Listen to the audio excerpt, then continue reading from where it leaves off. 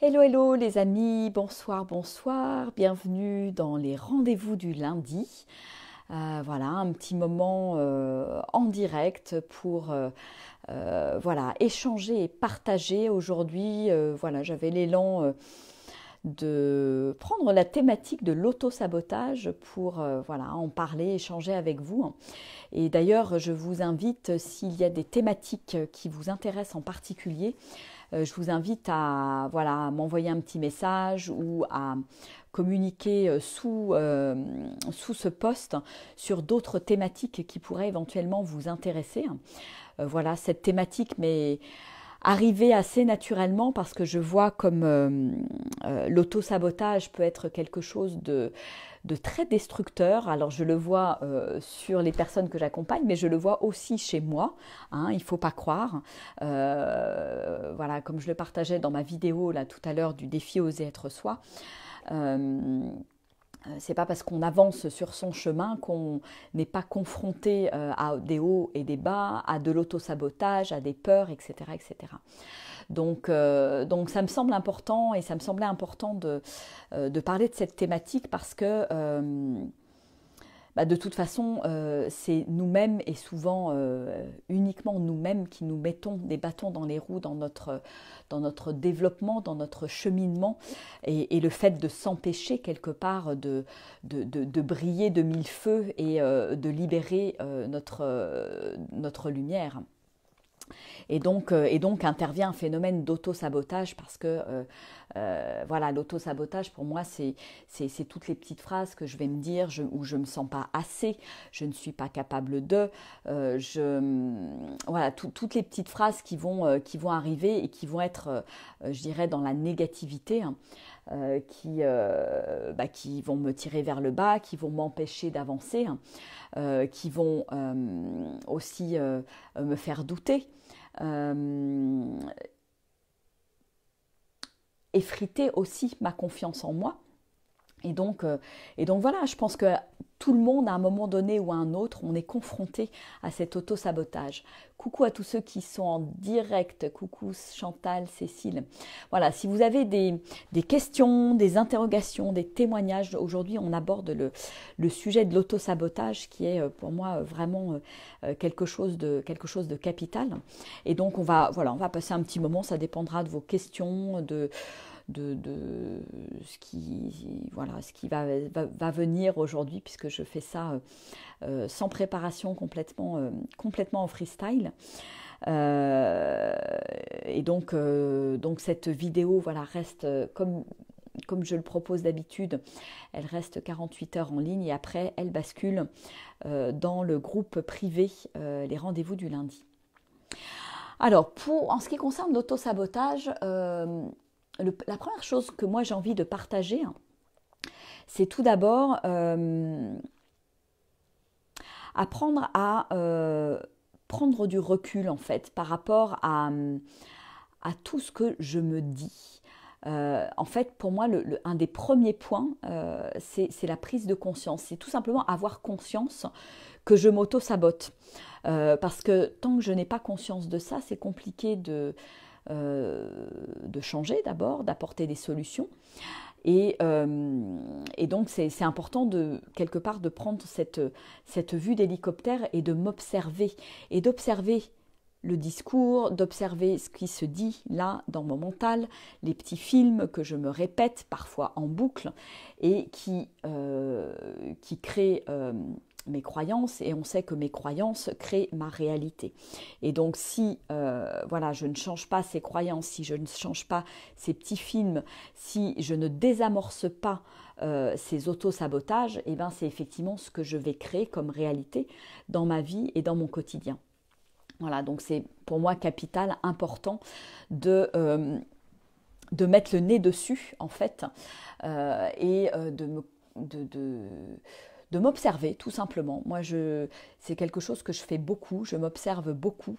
Alors, j'arrive pas forcément à tout capter, hein, puisqu'on a des milliers et des milliers de pensées tous les jours.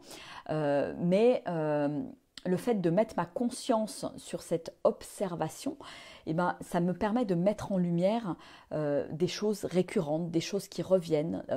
C'est parfois des doutes, c'est parfois voilà, des petites phrases un petit peu assassines qui sont là et où je me rabaisse quelque part, où je me sens petite, où je rabaisse ma lumière, où je n'ose pas briller et je n'ose pas être vraiment en lien avec ma grandeur.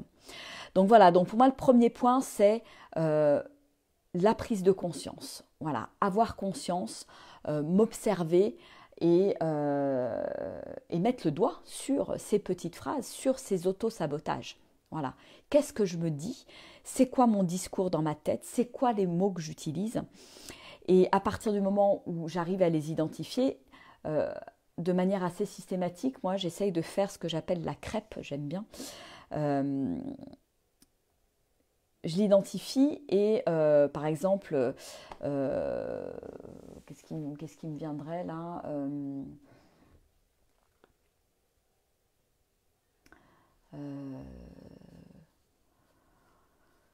quelque chose autour de je ne suis pas capable de faire telle chose, de monter tel... voilà, je ne suis pas capable de monter tel événement. Voilà, un événement avec 50 personnes, voilà. Eh bien, si j'arrête pas de me répéter ça, ce je ne suis pas capable, etc., dès que je le vois arriver, eh ben, je le renverse en fait. Je le renverse et plutôt que de me répéter ça, parce qu'en fait, dans notre cerveau, il n'y a pas la place pour 50 choses.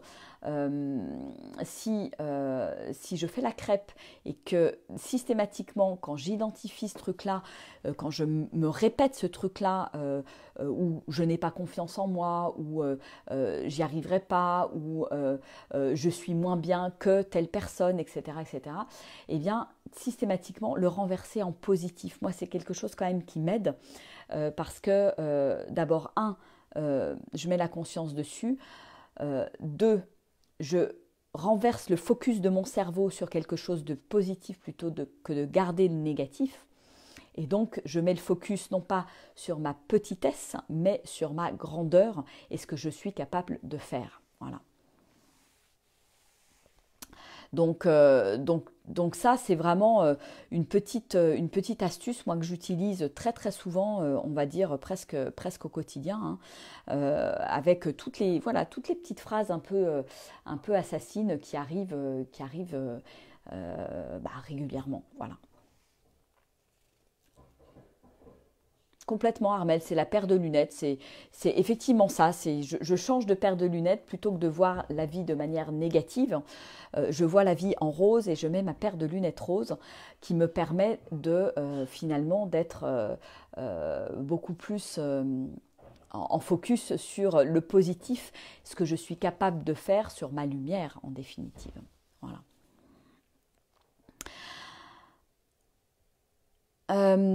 Quelque chose qui est important aussi pour moi quand j'identifie des petites phrases comme ça, c'est finalement de m'apporter de l'amour.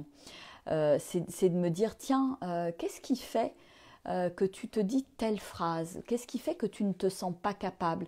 Ouais, et quelque part de venir rassurer, rassurer cette partie de moi qui a peur peut-être, cette partie de moi qui doute. Et c'est tout simplement, je peux aussi accueillir cette partie de moi qui ne s'aime pas et peut-être tout simplement aussi envoyer de l'amour et ouais, me donner de l'amour, en fait, me dire, waouh, mais en fait, je l'aime, cette partie qui doute, cette partie qui est vulnérable aussi. C'est accepter aussi une certaine part de mon ombre, une certaine part de ma vulnérabilité et de ne pas considérer que je suis une guerrière en permanence, qui a peur de rien, qui atteint tous ses objectifs, etc., etc. C'est aussi accepter cette part vulnérable de moi et l'aimer. et l'aimer parce que l'ombre, la lumière n'existe pas sans ombre et tout est une question d'équilibre en définitive. Et, et de m'accepter dans mon intégralité, je dirais, d'accepter ces ombres et cette lumière, et ben pour moi c'est vraiment m'apporter de l'amour, hein, m'apporter de l'amour, et je peux quand j'entends ce discours dans ma tête me dire ah tiens, qu'est-ce que, peut-être le tourner aussi en dérision. Moi ça m'arrive aussi de dire bah tiens, qu'est-ce que tu es en train de te raconter, qu'est-ce qui se passe encore dans ta tête, Virginie, et de me dire bah tiens c'est encore ton petit saboteur. À la limite, vous pouvez même aussi lui donner un petit nom à votre auto-saboteur et puis lui parler. Ça peut être, il peut être personnalisé, personnifié aussi, cet auto-saboteur, s'il est vraiment très très présent.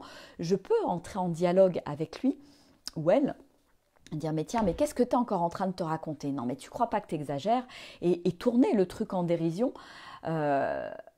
Ou alors tout simplement dire mais waouh, c'est l'enfant blessé en fait, c'est l'enfant blessé qui se sent pas à la hauteur parce qu'on l'a je dirais castré peut-être à certains moments dans son enfance, et est-ce que je peux quelque part l'accueillir, le prendre dans mes bras, cet enfant, lui parler et le rassurer en lui disant mais non, tout va bien se passer, tout est juste, voilà, c'est ok de se dire ça, mais en même temps voilà, j'ai juste envie de t'envoyer de l'amour, te dire que tout va bien se passer, te dire tu peux avoir confiance, je suis là, rassurer quelque part cet enfant qui parfois doute, hein, voilà. Et c'est cette petite voix qu'on entend de temps en temps, qui a besoin, elle a besoin de s'exprimer, cette voix. Elle a besoin.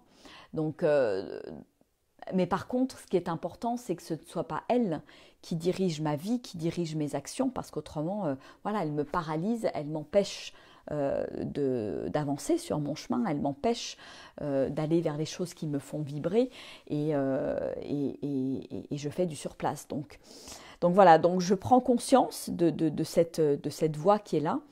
Je l'accueille, je peux lui parler, je peux la personnifier, je peux rigoler avec elle, et surtout voilà, renverser vers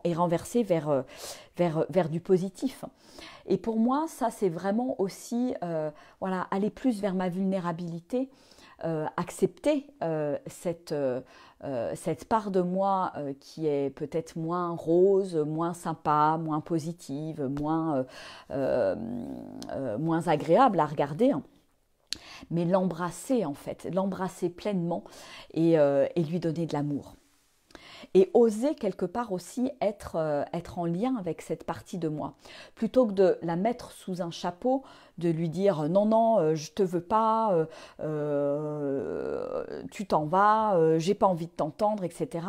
Oser l'accueillir et oser, voilà, oser être en lien, parce que être en lien avec cette partie de moi-même, c'est être en lien avec moi, tout simplement. Et c'est m'aimer un petit peu plus, un peu plus profondément avec mes ombres et ma lumière. Voilà. Alors je ne sais pas si ça vous parle, je ne sais pas comment, voilà, si c'est quelque chose que vous percevez dans votre quotidien, si vous avez souvent, régulièrement ces petites voix qui viennent, cette petite voix qui vient vous parler, qui n'est pas forcément sympathique, et comment ça se passe pour vous. Est-ce que vous l'acceptez? Est-ce que vous l'accueillez? Est-ce qu'elle vous dérange? Est-ce que, voilà, quelle est votre relation? Je pense que c'est intéressant de s'interroger sur quelle est ma relation à cette petite voix intérieure, ce saboteur qui est là. Comment je l'accueille? Voilà, moi, je pense que c'est vraiment une question à se poser, et peut-être par rapport à la réponse que vous obtenez, vous dire, ben voilà, où est-ce que j'en suis aujourd'hui avec cet auto-saboteur et qu'est-ce que j'ai envie de vivre demain par rapport aux petites astuces voilà, que je vous partage, vous transmets. Qu'est-ce que j'ai envie d'en faire? Est-ce que j'ai envie de continuer comme je fais d'habitude pour obtenir toujours les mêmes résultats et donc me rabaisser, me tirer vers le bas, ça crée de la frustration, ça crée, je dirais, de la tristesse aussi, ça crée des émotions, je dirais, qui sont plutôt basses hein, dans l'échelle émotionnelle, alors que ce petit saboteur et voilà, c'est parfois cette petite voix qui dit oui, non, je ne suis pas d'accord, oui, non, t'es pas capable, j'ai pas confiance, etc., etc. Voilà, ces deux petits yeux là, je peux tout simplement créer cette relation. Et quelle relation j'ai envie de créer avec ce petit saboteur? Est-ce que j'ai envie de lui donner un petit nom? Est-ce que j'ai envie de le...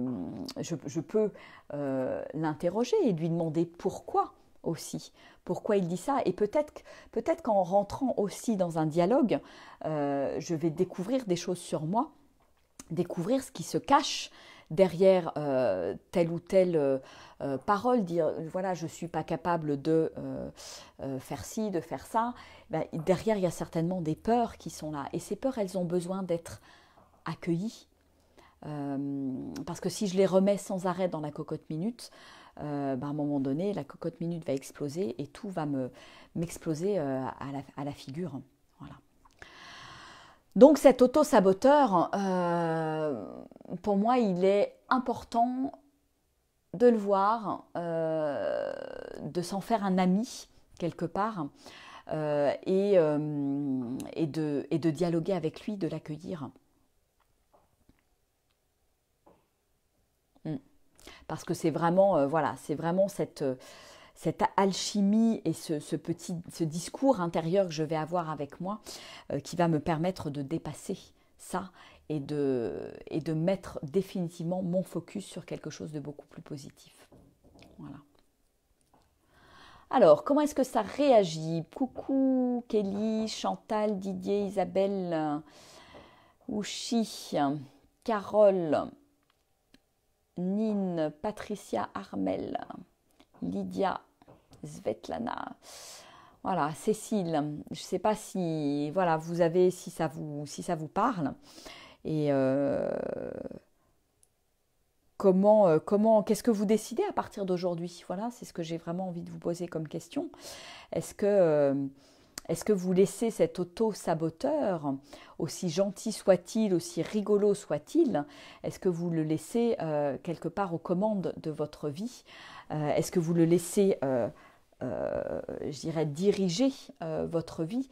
Ou est-ce que par un dialogue tout à fait amical, vous pouvez le prendre par la main, le rassurer et l'emmener à un endroit peut-être inconnu qui est vraiment l'endroit de la confiance, l'endroit de je sors de ma zone de confort et qui permet voilà, d'aller se dépasser et d'ouvrir de nouvelles portes. Parce qu'en fait, l'auto-saboteur finalement, il est là pour mettre en lumière nos peurs, pour nous montrer là où ça croustille pour nous, là où on n'a pas envie d'aller, là où c'est pas confortable.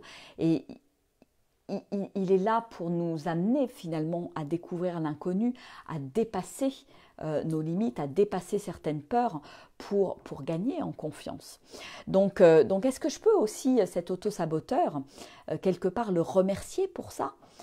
Parce que il est partie intégrante de moi et il est juste là pour m'envoyer aussi des messages sur où est-ce que j'en suis aujourd'hui, qu'est-ce qui se passe à l'intérieur, qu'est-ce que je me dis et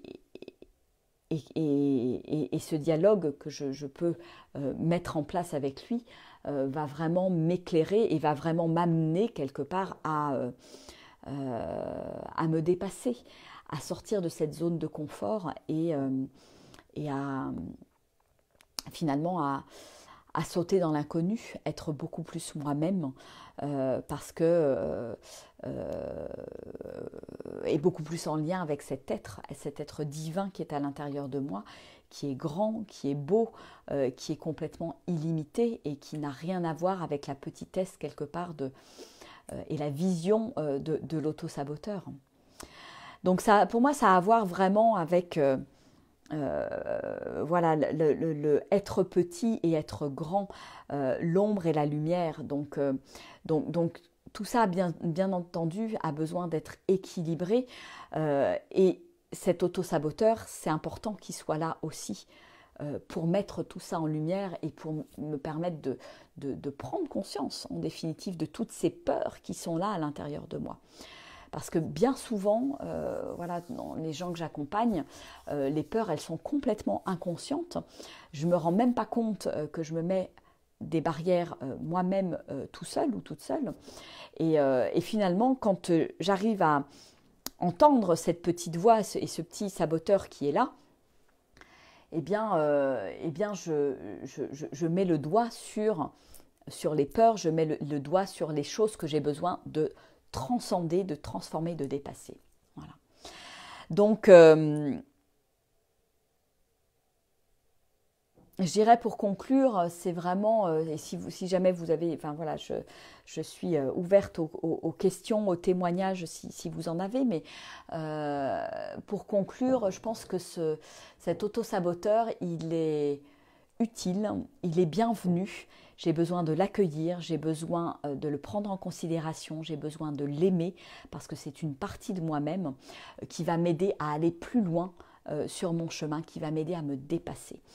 Et donc plus je l'accueille, plus il va me permettre d'aller plus loin, plus haut, et de me sentir de plus en plus grande et illimitée. Voilà. Il me met juste en lumière toutes ces limites intérieures que je me mets inconsciemment sur mon chemin. Voilà. Donc, je vous invite à faire copain-copain avec votre auto-saboteur et à dialoguer avec lui et à jouer quelque part. Ouais, parce que pour moi, il y a quelque chose dans le jeu, la dérision, il y a quelque chose qui dédramatise la situation et qui permet juste de voir le côté positif.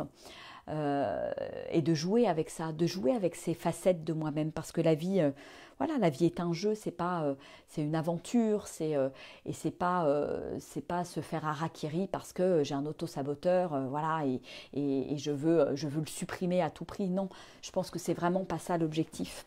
C'est je m'en fais un copain, je m'en fais un allié pour dépasser mes peurs, dépasser mes propres limites et aller toujours plus loin. Voilà.